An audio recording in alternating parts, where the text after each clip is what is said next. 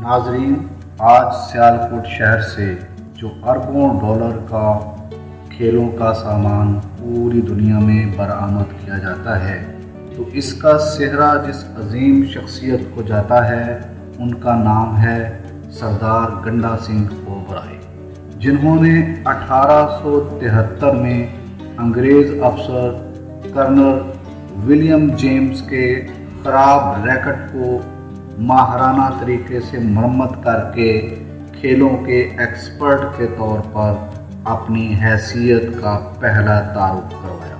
Racket की मरम्मत के कुछ अरसे बाद अंग्रेज़ यूनिट अफसर ने एक फटा हुआ फुटबॉल मरम्मत के लिए ओबराय के कारखाने भेजा। फुटबॉल की पेचीदा सलाइयाँ समझने के लिए कारखाने के सबसे सियाने और पुराने मिस्त्री अलमारूफ सैयद साहब को बुलाया गया। सैयद साहब ने फुटबॉल को इतने बेहतरीन तरीके से मरम्मत किया कि अंग्रेज़ हैरान रह गए। ओबराय स्पोर्ट्स ने मकामी तौर पर पहले एक फुटबॉल तैयार किया जो अंग्रेज़ के भेजे गए नमूने पर था, मगर उसकी बुनियाद इंग्लिश फुटबॉल से बेहतर थी। अंग्रेज़ों ने ओबराय स्पोर्ट्स को मज़ीद फुटबॉल बनाने का आर्डर दे दिया। यूँ 1883 तक ओबराय स्पोर्ट्स पंजाब में अंग्रेज़ आर्मी के लिए रैकेट और फुटबॉल बनाते रहे। 1885 में गंडा सिंह ओबराय ने अंग्रेज़ों के मिशन हॉस्पिटल और छावनियों के लिए लकड़ी और रबड़ का सामान बनाने का ठेका भी ले लिया। 1894 में ओबराय स्पोर्ट्स के दोनों भाई गंडा सिंह और झंडा सिंह ने मॉडर्न अंदाज से पहला क्रिकेट बैट तैयार किया जो कश्मीर से लाई गई लकड़ी से बनाया गया। इसे कश्मीर विलो का नाम दिया गया। 1903 में गंडा सिंह ने इंग्लिस्तान का दौरा किया। वहाँ से वो इंग्लिश बैट में इस्तेमाल होने वाली लकड़ी इंग्लिश विलो लेकर आए। इस तरह ओबराय स्पोर्ट्स ने 1904 में इंग्लिश और कश्मीर विलो बैट बनाना शुरू किया। बर्र-ए-सगीर के बेशतर इलाकों में और कॉलोनीज़ में गंडा सिंह ओबराय की फैक्ट्री का सामान जाने लगा। इसमें football, gymnastic, hockey, golf, tennis समेत दूसरा सामान होता। 1911 में गंडा सिंह ने भारी मुआवजे पर अंग्रेज़ माहरीन की खिदमत हासिल की, जिनकी निगरानी में सियालकोट के मकामी कारीगरों को तैयार किया गया। उन्हें मशीन चलाना सिखाई गई, बॉल बनाना सिखाया गया। गोया उन्होंने साथ साथ ट्रेनिंग स्कूल भी बना दिया जो मकामी अफराद के लिए किसी नेमत से कम नहीं था।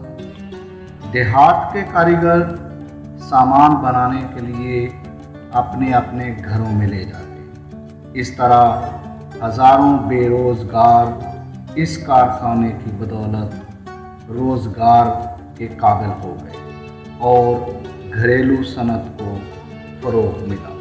मशहूर और अमीर घरानों ने अपने बच्चे ओबराय स्पोर्ट्स भेजना शुरू कर दिए ताकि वो कुछ दिन वहाँ से काम सीख कर अपना कारोबार शुरू कर सकें।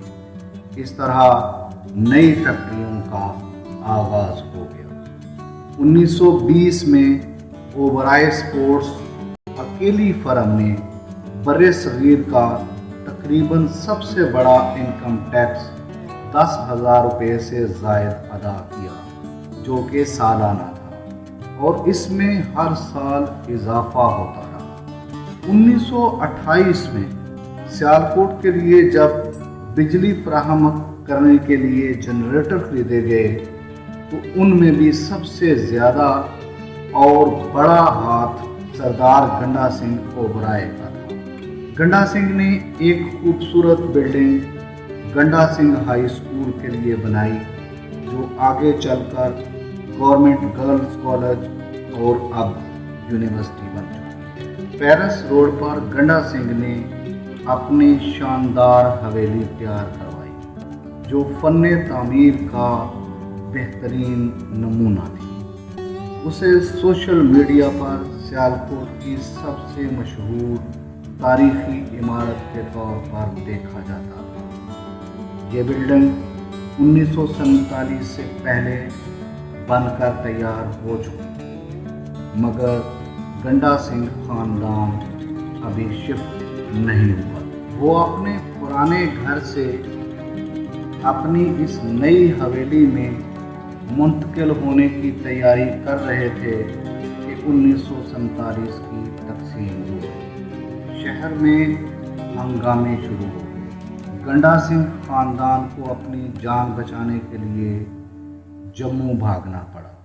गंडा सिंह खानदान के मुसलमान गार्ड्स को मुनज़्ज़म साजिश के तहत सिटी थाने बंद कर दिया गया और 13 अगस्त की रात 3 ट्रक सारी रात कीमती सामान जिसमें जेवरात, ईरानी कालीन, रग, कीमती पेंटिंग्स, ओबराय फैक्ट्री के कागजात समेत बहुत कुछ था, सब कुछ लूट कर ले जाते रहे। इसमें सबसे बड़ा हाथ एक डीएसपी का था और दूसरा बड़ा हाथ एक सियासी जमात का था।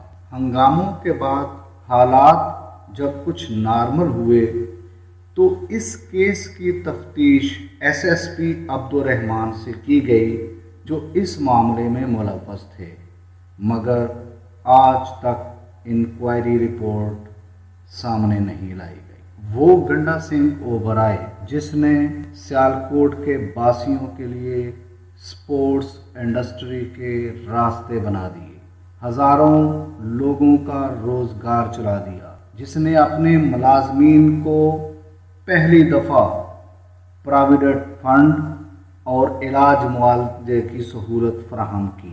खुद तो उस वक्त थाना नेकापुरा के सामने अपनी समाद में गुम था, मगर उसकी रूह देख रही थी कि वो जिसने अपनी बीवी को सियालकोट से बाहर न जाने दिया कि उसका अपना बेटा पहली सांस सियालकोट की फ़ज़ा में ले, उसी शहर के लोग उसके घर को लूट रहे थे। उसके ख़ानदान को जान बचाकर भागना पड़ा।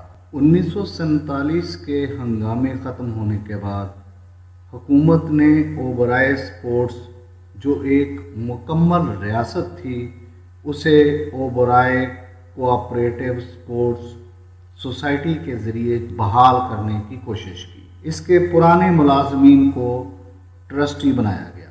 14 लाख रुपए के इवज़ पुराने मुलाजमीन को फैक्ट्री अलाट की गई।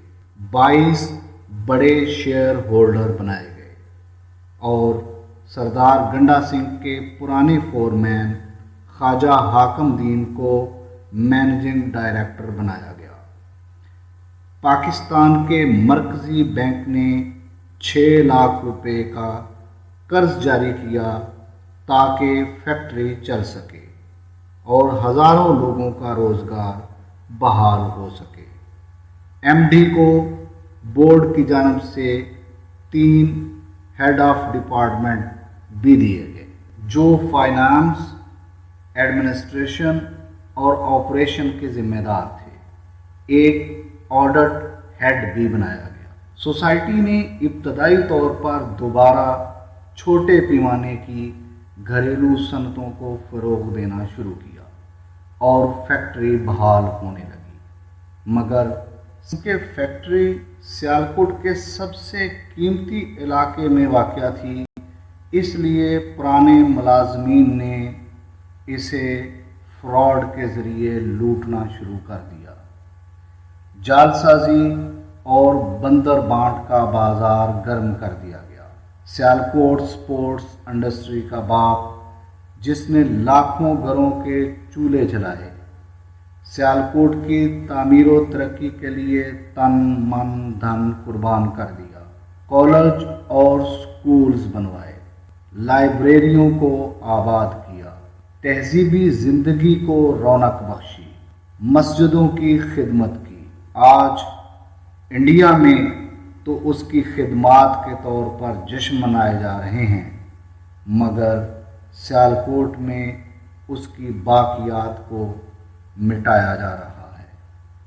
فیکٹری کے بعد تاریخی گنڈا سنگھ بلڈنگ کو پلازے کی خاطر گرا دیا گیا ہے۔ اس عمارت میں صدیوں کی کہانی لکھی ہوئی تھی، جسے تاجر پیشہ ذہنیت نے ہمیشہ کے لیے ملبے میں دفن